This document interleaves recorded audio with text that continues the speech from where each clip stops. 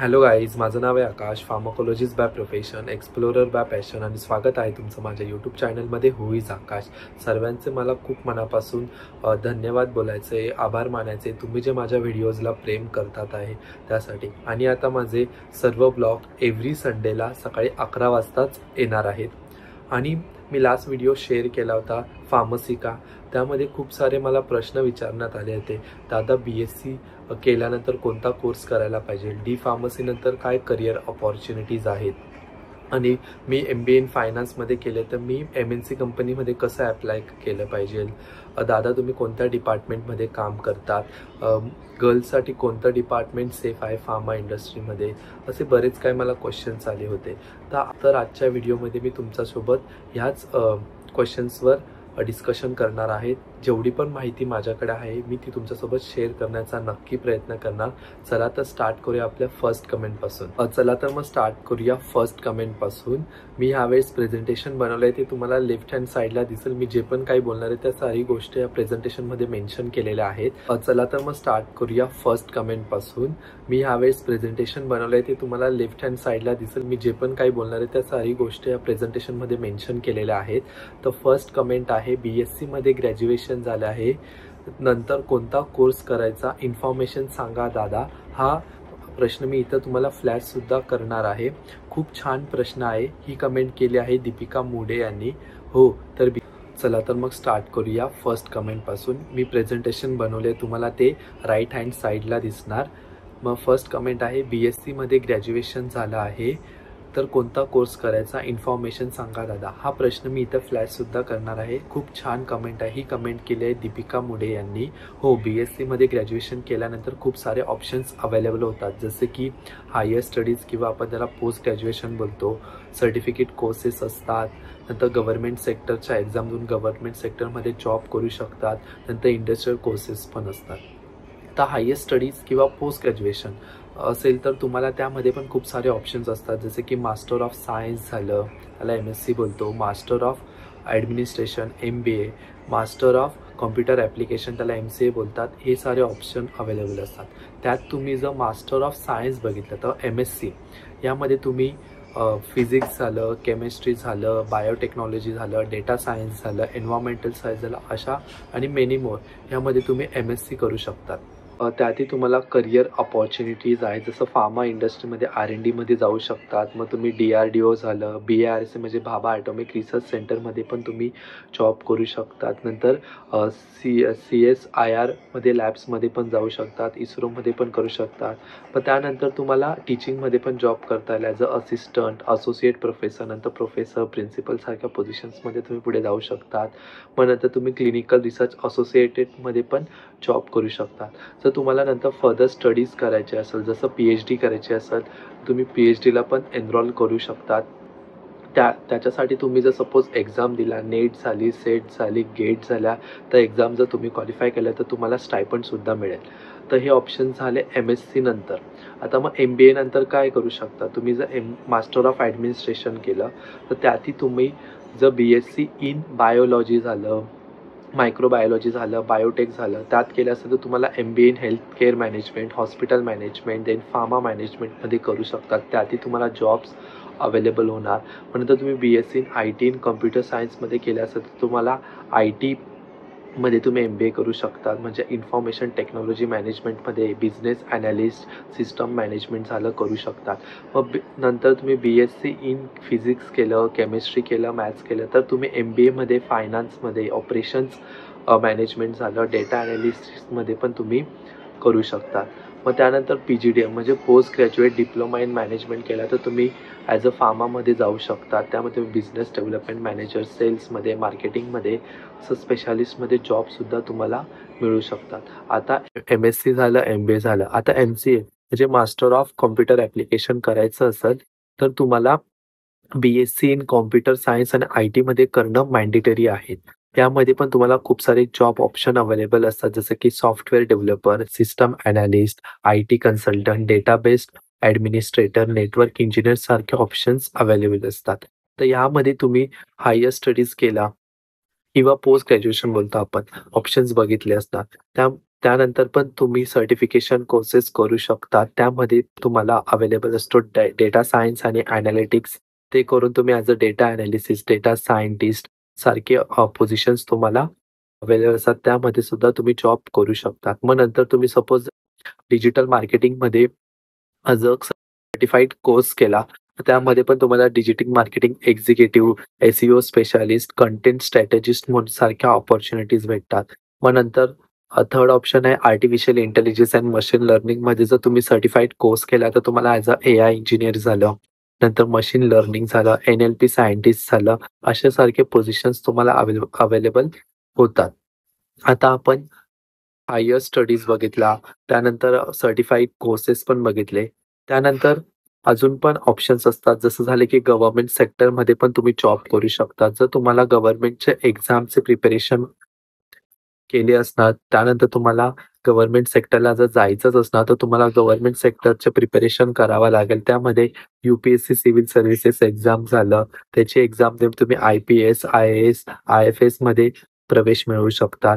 त्यानंतर आहे SSC CGL असते, तिची एक्झाम देऊन सुद्धा तुम्ही व्हेरियस गव्हर्नमेंट पोझिशनला अप्लाय करू शकता. त्यानंतर बँकिंगच्या एक्झाम असतात, जसे की आय-बी-पी-एस पी-ओ बोलतात, एस-बी-आय पी-ओ बोलतात. त्यामध्ये पण बँकिंग सेक्टरमध्ये जॉब करून तुम्ही पोझिशन मिळवू शकतात. मग स्टेट पब्लिक सर्व्हिस कमिशन्स असतात for state level administrative roles, त्यामध्ये पण तुम्हाला जॉब मिळू शकतात. आपण आता खूप सारे ऑप्शन्स सुद्धा बघितले, जसं की हायर स्टडीज बघितल्या, सर्टिफाईड कोर्सेस बघितले, गव्हर्नमेंट सेक्टर बघितले. त्यानंतर अजून काय तर इंडस्ट्रियल कोर्सेस असतात. तुम्ही इंडस्ट्रियल कोर्सेसमध्ये पण जॉइन करू शकतात as a post graduate diploma in clinical research. त्यामध्ये तुम्हाला clinical research associate, clinical trial assistant, CRO सारखे पोझिशन्स मिळणार. नंतर post graduate certificate in regulatory अफेअर्समध्ये केला, तर तुम्हाला regulatory affair associate, regulatory affair specialist झालं, मॅनेजर लेव्हलच्या पोझिशन्स मिळणार. मग सर्टिफिकेट कोर्स इन मेडिकल रायटिंगमध्ये केला, तर तुम्हाला as a medical writer, scientific writer सारख्या पोझिशन्स मिळणार. मग सर्टिफिकेट प्रोग्राम इन व्हिजिलन्स असतात, त्यामध्ये तुम्ही केला, तर तुम्हाला as a drug safety associate, vigilance officers, signal detection analyst सारख्या पोझिशन भेटतात. आता तुम्हाला आयडिया आली असेल, की बी-एस-सी नंतर किती सारे ऑप्शन्स तुम्हाला अवेलेबल होतात. माझ्याकडे जी इन्फॉर्मेशन होती मी तुमच्यासोबत शेअर करण्याचा प्रयत्न केला. त्यानंतर तुम्हाला हायर स्टडीज झालं, कोर्सेस झालं, गव्हर्नमेंट एक्झाम झालं आणि इंडस्ट्रियल कोर्सेस एवढे सारे ऑप्शन्स अवेलेबल झाले. मग आता आपण जाऊया आता सेकंड कमेंटकडे. चला तर मग स्टार्ट करूया. सेकंड कमेंट सेकंड कमेंट आहे, "मी एम-बी-ए इन फायनान्स केले आहे, तर मला मल्टीनॅशनल कंपनीमध्ये जायचं आहे, तर काय करायचं?" हा प्रश्न सुद्धा मी इथं फ्लॅश करेल. खूप छान प्रश्न आहे. ही कमेंट केली आहे अश्विनी यांनी. बाजूला पी-पी-टीमध्ये पण तुम्हाला दिसणार हे. हो, तुम्हाला मल्टीनॅशनल कंपनीमध्ये ॲप्लाय करता येईल. त्यासाठी तुम्हाला आधी पहिले तुमचा सी-व्ही प्रिपेअर करावा लागेल. त्यात तुम्ही कोणत्या स्पेशलायझेशनमध्ये एम-बी-ए केले ते तुम्हाला हायलाइट करावे लागेल. त्यानंतर तुम्हाला कोणत्या पोझिशनसाठी ॲप्लाय करताय त्याचं तुम्हाला जॉब डिस्क्रिप्शन माहीत असेल, त्यानुसार तुम्हाला तुमचा सी-व्ही सुद्धा प्रिपेअर करावा लागेल. तुमचे काही सर्टिफिकेशन कोर्सेस असणार, इंटर्नशिप केले असेल, ते सुद्धा तुम्हाला तिथं मेन्शन करावे लागणार. मग तुमचा एकदा सी-व्ही प्रिपेअर झाला, त्यानंतर तुम्हाला व्हेरियस जॉब पोर्टल्स असतात, जसं की LinkedIn झालं, Naukri.com झालं, Indeed झालं, बरंच काही असतात. त्यावर जाऊन पहिले तुम्हाला तुमचं अकाउंट ओपन करावं लागतात. त्यामध्ये पण एम-एन-सीज असतात, त्यांचे व्हॅकन्सी असेल काय त्या पोस्ट करतात. मग तुम्ही तिथं जाऊन सुद्धा तिथं ॲप्लाय करू शकतात. एवढं केल्यानंतर मग थर्ड स्टेप असते, की तुम्ही कंपनीचे करियर पेजेस असतात. ते सुद्धा ओपन करून तिथं जाऊन त्याच्यात लॉग इन करून तुम्ही ॲप्लाय करू शकता. तुमची कोणती टार्गेट कंपनी आहे, तुम्हाला कोणत्या पोझिशनसाठी व्हॅकन्सी ते त्यांच्या करियर पेजेसवर पण ते ॲडव्हर्टाइज करतात. तुम्ही पण तिथून जाऊन ॲप्लाय करू शकतात. आता हे झालं कंपनी करियर पेजेस. त्यानंतर असतं अजून एक ऑप्शन आहे, तो म्हणजे नेटवर्क इफेक्टिव्हली म्हणजे ॲल्युमिनाय नेटवर्क असतात. जर तुमच्या एम-बी-एचे कोणी सीनियर असेल, जे मल्टीनॅशनल कंपनीमध्ये काम करत असणार, तर तुम्ही त्यांच्या रेफरन्स थ्रू पण जाऊ शकता. त्यांना सी-व्ही फॉरवर्ड करून करून मग त्यांच्या इथे जर काही व्हॅकन्सी असणार, तर तिथं तुम्ही ॲप्लाय करू शकता. नाहीतर मग तुम्ही प्रोफेशनल जसे इव्हेंट असतात, सेमिनार झालं, वर्कशॉप झालं, नंतर कॉन्फरन्सेस झालं, ते अटेंड करून तुम्हाला इंडस्ट्रीमधल्या लोकांशी त्या टायमाला तुम्ही भेटून त्यांना सुद्धा अप्रोच करू शकतात, की मी इंटरेस्टेड आहे ह्या-ह्या पोझिशनसाठी, ह्या-ह्या कंपनीमध्ये. तर ते तुम्हाला तिथं सुद्धा हेल्प करू शकतात. आता एवढं झाल्यानंतर मला असं वाटते, की मी तुमच्या कमेंटचा रिप्लाय दिला आहे, जेवढं माझ्याकडे माहिती होती त्यानुसार.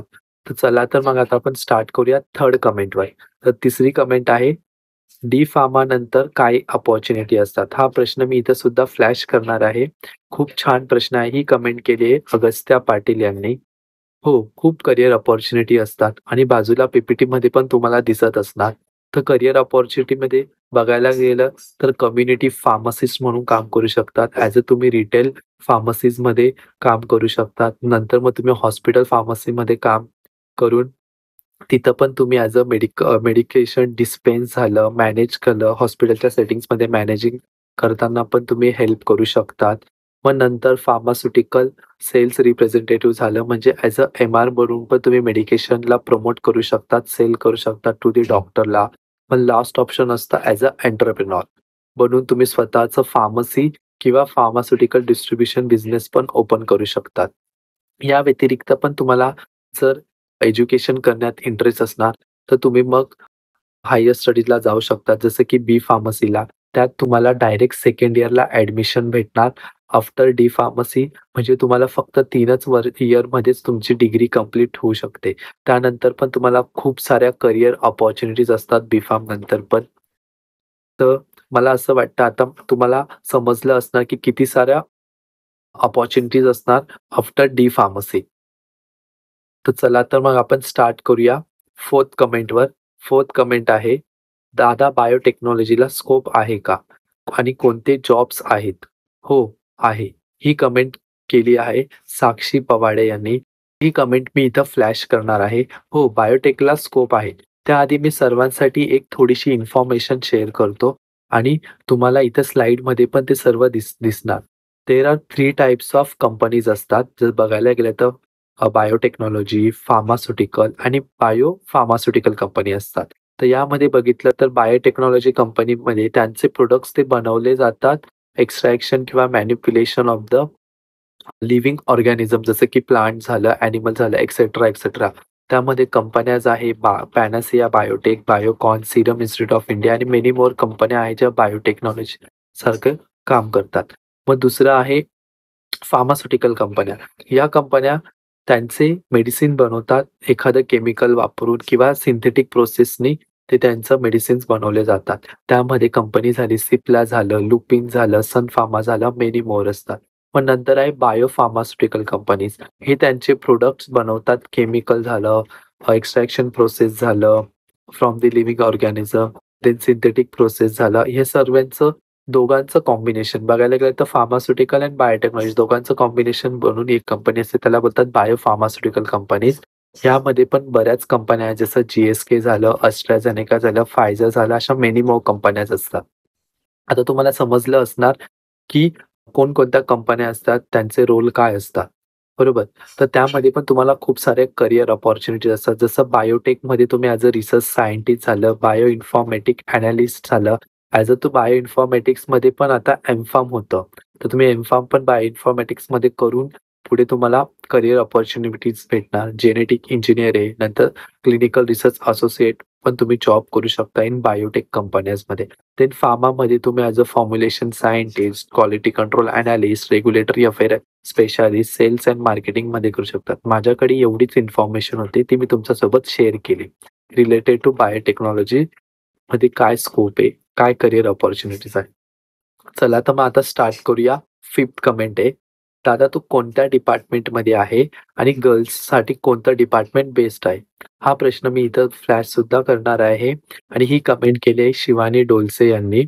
खूप छान कमेंट आहे आणि मी कोणत्या डिपार्टमेंटमध्ये काम करतो हे तुम्हाला मी लास्टला सांगणार कारण मला खूप कमेंट्स आल्या, "दादा तू कोणत्या डिपार्टमेंटमध्ये काम करतो?" तर याचा आन्सर मी तुम्हाला शेवटी देणार आहे. तर मी पहिली ही जी कमेंट वाचली त्यानंतर माझे इंडस्ट्रीमधले जेवढ्या फ्रेंड्स आहेत, जेवढ्या फिमेल फ्रेंड्स आहेत, मी त्यांना कॉन्टॅक्ट केले, की तुम्ही मला सांगू शकतात, की कोणत्या डिपार्टमेंटमध्ये तुम्हाला सेफ वाटतं. ते वेगवेगळ्या डिपार्टमेंटमध्ये सगळ्या काम करतात. तर मी त्यांच्याशी पहिले डिस्कस केलं. त्यानंतर मग विचार केला आणि मी थोडासा रिसर्च केला आणि मग तुमच्यासोबत त्या गोष्टी शेअर करतो. तर त्यामध्ये पण खूप अपॉर्च्युनिटीज आहे. असं as a quality assurance and quality कंट्रोलमध्ये तुम्ही क्वालिटी अश्युरन्समध्ये गेला तर तुम्हाला डॉक्युमेंटेशनचं काम असतं. जसं की सर्टिफिकेट ऑफ एनालिसिस आणि ते असतं. नंतर रेग्युलेटरी अफेअर्स हा डेस्क जॉब आहे. इथं तुम्हाला डेस्क जॉब करावा लागेल. त्यात तुम्ही डोसियर बनवणं झालं, टी लायसन्स अप्लाय करणं झालं, असे प्रकारचा रोल असतो यामध्ये. नंतर फार्माकोव्हिजिलन्स झालं, हा पण एक डेस्क जॉब आहे. त्यामध्ये पण तुम्हाला ॲडव्हर्स रिॲक्शन रिपोर्ट असतात, ते डिटेक्ट करायचे असतात. नंतर त्याचे सॉफ्टवेअर असतात, जसं विगीफ्लो झालं, अर्गस असतात, असे त्याचे सॉफ्टवेअर आहे, त्यामध्ये तुम्हाला काम करावं लागतं. नंतर मेडिकल रायटिंग आहे, त्यामध्ये पण डेस्क जॉब असतो. तुम्ही सायंटिफिक रायटिंग करू शकतात, म्हणजे काही मॅन्युस्क्रिप्ट रायटिंग झालं, CME प्रेझेंटेशन झालं, ते बनवू शकतात. नंतर तुम्ही R&D रिसर्च अँड डेव्हलपमेंटमध्ये जाऊ शकतात. पण यामध्ये तुम्हाला लॅब वर्क असतं, तर तुम्हाला जर इंटरेस्ट असणार लॅब वर्कमध्ये तर तुम्ही तिथं जाऊ शकतात नक्की. नंतर ह्युमन रिसोर्सेस अँड फायनान्स, म्हणजे HR डिपार्टमेंट अँड फायनान्समध्ये पण तुम्ही जाऊ शकतात. त्यामध्ये पण तुम्हाला इंटरव्ह्यू घेणं झालं, नंतर मग ते मॅनेज करणं, पहिले कॉल करणं, त्या सगळ्या गोष्टीच असतात. मग त्यांचे लेटर देणं, जॉईनिंग लेटर, त्या सगळ्या गोष्टी असतात HR डिपार्टमेंटमध्ये. मग नंतर मी लास्टला सेल्स आणि मार्केटिंग डिपार्टमेंट ठेवलं. तो पूर्ण फील्ड बेस्ड जॉब असतो. तुम्ही जर फील्ड रिलेटेड जॉबसाठी इंटरेस्टेड असाल तर तुम्ही सेल्स अँड मार्केटिंगला पण जाऊ शकता. जसे की तुम्ही ब्रँड मॅनेजमेंट, ब्रँडला एका मॅनेज करू शकतात. नंतर ते प्रोडक्ट लॉन्चेसला जाणं, प्रेझेंट करणं, मग ट्रेनिंगला जाणं, हे सुद्धा त्यामध्ये असतं. आणि फील्ड वर्क पण असतं. जर तुम्हाला त्यामध्ये इंटरेस्टेड असाल तर मी त्या सिक्वेन्स वाईजच घेतलं, म्हणजे तुम्ही त्या डिपार्टमेंटमध्ये जाऊ शकता. मला जी इन्फॉर्मेशन मिळाली माझ्या फ्रेंड्सकडून, माझ्या रिसर्चवर मी तुमच्यासोबत शेअर केले. ओके, चला तर मग स्टार्ट करूया. 6 कमेंट आहे. मी MSc फूड सायन्स आणि न्यूट्रिशनमध्ये केलं आहे, तर मला फार्मा इंडस्ट्रीमध्ये व्हॅकन्सी आहेत का? हा प्रश्न मी इथं फ्लॅश करणार आहे. ही कमेंट केली आहे वैभवी देशपांडे यांनी. हो, फार्मामध्ये व्हॅकन्सी असतात. याच्यामध्ये मला सांगायला आवडेल की तुम्ही MSc इन फूड सायन्स आणि न्यूट्रिशनमध्ये केलं असेल तर तुम्हाला कोणत्या कंपनीमध्ये अपॉर्च्युनिटीज मिळेल. फार्मामध्ये बघायला गेलं तर तुम्हाला Nestle health science, Abbott nutrition, नंतर GSK झालं, त्या न्यूट्रिशनल प्रोडक्टवर फोकस करतात. त्या कंपन्यांमध्ये सुद्धा तुम्हाला अपॉर्च्युनिटीज मिळू शकतात. मग नंतर न्यूट्रास्युटिकल कंपनीज असतात, लाईक ॲमवे, हर्बालाईफ, त्या डेव्हलप करतात डायटरी प्रोडक्ट्सला, त्यामध्ये सुद्धा तुम्हाला अपॉर्च्युनिटीज मिळू शकतात. आणि अजून मग फूड अँड बेवरेजेस कॉर्पोरेशन असतात, त्यामध्ये सुद्धा तुम्हाला एंट्री मिळू शकतात. बघायला गेलं तर ब्रिटानिया, कॅडबरी सारख्या कंपन्या असतात जिथं product development and quality assurance असतात, त्यामध्ये पण अपॉर्च्युनिटीज मिळू शकतात. आता तुम्हाला समजलं असणार की कोणत्या कंपन्यांमध्ये तुम्ही जॉब करू शकतात, मग काय पोझिशन्स असणार, काय अपॉर्च्युनिटीज असणार, तर पुढे बघा. आता तुम्ही क्वालिटी कंट्रोल ॲनालिस्ट म्हणून पण जॉब करू शकता. त्यामध्ये तुम्हाला क्वालिटी, प्रोडक्टची क्वालिटी झालं, सेफ्टी, त्याचे स्टँडर्ड्स मेंटेन करावं लागतात. नंतर रेग्युलेटरी अफेअर असोसिएटमध्ये तुम्ही मॅनेज करू शकतात की कंप्लायन्स ते हेल्थ रेग्युलेशन आणि स्टँडर्ड्सच्या रिलेटेड आहे का नाही. नंतर क्लिनिकल रिसर्च कोऑर्डिनेटर म्हणून पण तुम्ही काम करू शकता, to manage the clinical trials आणि इन्शुअर दॅट तो प्रोटोकॉलच्या अडेरन्समध्ये ते स्टडी होते का नाही. नंतर प्रोडक्ट डेव्हलपमेंटमध्ये तुम्ही फॉर्म्युलेशनमध्ये काम करू शकता, न्यूट्रास्युटिकल अँड फंक्शनल फूडच्या. नंतर असतं न्यूट्रिशनल सायंटिस्ट म्हणून पण तुम्ही काम करू शकतात रिसर्चिंगमध्ये. त्यामध्ये पण तुम्ही रिसर्च करून न्यूट्रिशन, हेल्थ रिलेटेड किती इफेक्ट आहे त्याचा हेल्थवर, आणि त्या डेव्हलप करू शकतात डायटरी गाईडलाईन्सला सुद्धा. आता तुम्हाला माहिती असेल किती ऑप्शन्स आहे after MSc in food science and न्यूट्रिशनमध्ये. 7 कमेंट आहे. I am student of MPharm in pharmacology दादा, please suggest me job related to pharmacology. खूप छान कमेंट आहे आणि ही कमेंट केली आहे हर्षदा पाटील यांनी. ती कमेंट मी इथं फ्लॅशही करणार आहे. आणि मला सांगायला आवडेल की मी सुद्धा MPharm इन फार्माकोलॉजीमध्येच केलं आहे.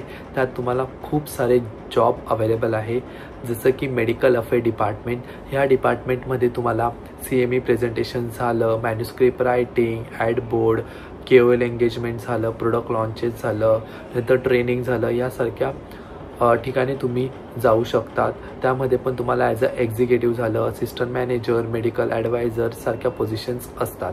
त्यानंतर सेकंड येतं pre clinical research and animal toxicology, research and toxicology. यामध्ये पण तुम्ही टॉक्सिकोलॉजिस्ट म्हणून काम करू शकतात. ॲनिमल स्टडी केल्या जातात टॉक्सिसिटी स्टडीसाठी, तर त्यामध्ये पण तुम्ही काम करू शकतात. नंतर असतं clinical research and trial. Clinical research and ट्रायलमध्ये पण तुम्हाला क्लिनिकल ट्रायल मॉनिटरिंग झालं, नंतर तुम्हाला CRF फॉर्म झालं, इन्फॉर्म कन्सेंट फॉर्म झालं, ते व्यवस्थित भरले का नाही ते सगळं मॉनिटर करावं लागतं. As a clinical research associate, clinical trial assistant, clinical research coordinator म्हणून पण तुम्ही याच्यात जॉब करू शकतात. मग नंतर येतं फार्माकोव्हिजिलन्स अँड ड्रग सेफ्टी. यामध्ये पण तुम्ही as a drug safety associate, pharmacology vigilance officer म्हणून पण काम करू शकतात. तो डिटेक्ट द ॲडवर्स इव्हेंट, मग ते तुम्हाला सॉफ्टवेअरमध्ये अपडेट करावं लागतात. बरंच काय असतं. मग नंतर येतं अकॅडमिक. ॲज अ अकॅडमिकमध्ये तुम्ही टीचिंगमध्ये जाऊ शकतात. म्हणजे तुम्ही असिस्टंट झालं, असोसिएट प्रोफेसर झालं, मग नंतर पुढे तुम्हाला प्रोफेसर नंतर प्रिन्सिपल अशा पोझिशन भेटत जातात. त्यामध्ये पण तुम्हाला खूप सारे करिअर ऑपॉर्च्युनिटीज आहे. नंतर medical writing and scientific writing, त्यामध्ये पण तुम्ही पेपर रायटिंग झालं, नंतर प्रेझेंटेशन बनवलं, रिसर्च पेपर रीड करून मग त्याच्यावर राईटअप करणं, न्यूजपेपर राईटअप होतं, ह्यासारख्या गोष्टी तुम्ही इथं रायटिंगमध्ये करू शकतात as a medical writer and scientific writer म्हणून. नंतर तुम्ही गव्हर्नमेंट सेक्टर झालं, पब्लिक हेल्थ ऑपॉर्च्युनिटीज असतात त्यामध्ये जाऊ शकतात. ॲज अ तुम्ही फार्माकॉलॉजिस्ट म्हणून पण काम करू शकतात इन गव्हर्नमेंट सेक्टरमध्ये. नंतर तुम्ही UPSC MPSC सारख्या एक्झाम पण ट्राय करू शकतात. आणि ॲज अ ड्रग इन्स्पेक्टरची एक्झाम देऊन पण तुम्ही ड्रग इन्स्पेक्टर बनू शकतात. मग नंतर हायर स्टडीमध्ये बघायला तुम्ही PhD करू शकतात. PhD इन फार्माकॉलॉजी झालं, तुम्हाला दुसऱ्या सब्जेक्टमध्ये PhD करायची असेल तेही तुम्ही करू शकतात according to your job profile. नंतर मग तुम्हाला प्रोजेक्ट मॅनेजमेंट झालं, प्रोजेक्ट मॅनेजमेंटमध्ये पण तुम्ही गेला तर तुम्हाला R&Dचे झालं, API प्रोजेक्ट झालं, फॉर्म्युलेशनचे प्रोजेक्ट झाले, नंतर तुम्हाला ॲनिमल स्टडीजचे प्रोजेक्ट झाले, ते सुद्धा तुम्हाला मॅनेज करता येईल ह्या डिपार्टमेंटमध्ये गेल्यानंतर. रेग्युलेटरी अफेअर डिपार्टमेंट असतं. या डिपार्टमेंटमध्ये गेल्यावर पण तुम्हाला खूप सारे ऑप्शन्स असतात. मी तुम्हाला प्रिव्हियस पण ते सांगितलेत. नंतर तुम्ही इन्शुरन्स कंपनीमध्ये पण काम करू शकता, जसं आदित्य बिर्ला झालं, कोटक महिंद्रा झालं, त्यामध्ये पण तुम्ही काम करू शकतात. नंतर ट्रेनिंग डिपार्टमेंट असतं फार्मा इंडस्ट्रीमध्ये, त्यामध्ये पण तुम्ही जॉब करू शकता. ट्रेनिंग डिपार्टमेंटमध्ये बघायला गेलं तर तुम्हाला न्यू प्रोडक्ट झालं, एक्झिस्टिंग प्रोडक्ट झालं, त्याचं तुम्हाला जे नवीन हायर्स असतात त्यांना ट्रेनिंग द्यायची असते रिलेटेड टू मेडिकल प्रोडक्ट. नंतर मार्केटिंगच्या रिलेटेड ट्रेनिंग. त्यानंतर तुम्हाला RCPA कसा केला जातो, मार्केटमध्ये तुम्हाला जाऊन डिटेलिंग कसं करायचं डॉक्टरसमोर जाऊन प्रोडक्टविषयी, ते सुद्धा ह्या डिपार्टमेंटमध्ये शिकवलं जातं. तुम्ही त्यामध्ये पण जॉब करू शकतात. हे डिपार्टमेंट यापेक्षा पण खूप सारे डिपार्टमेंट आहे. आणि याच्या व्यतिरिक्त जर अजून कोणाला माहीत असेल तेही तुम्ही मला शेअर करा. चला तर मग स्टार्ट करूया 8th कमेंटवर.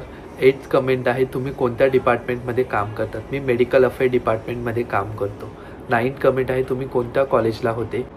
ह्याच्या मागे पण खूप मोठी स्टोरी येते. मी फार्मसीला का ॲडमिशन घेतलं, म्हणजे B.Pharm का केलं, B.Pharm नंतर M.Pharm इन फार्माकॉलॉजी का केलं, हे जर तुम्हाला बघायला आवडणार असेल तर तुम्ही मला नक्की कमेंट करून सांगा. मी ते सुद्धा तुमच्यासोबत नक्की शेअर करणार. चला तर मग 10th कमेंट आहे, तुझी सेल्फ इन्फॉर्मेशन पण दे दादा. ही कमेंट केली आहे गायत्री यांनी. नक्कीच जेव्हा मला टाईम मिळेल मी तुमच्यासोबत तेही शेअर करणार.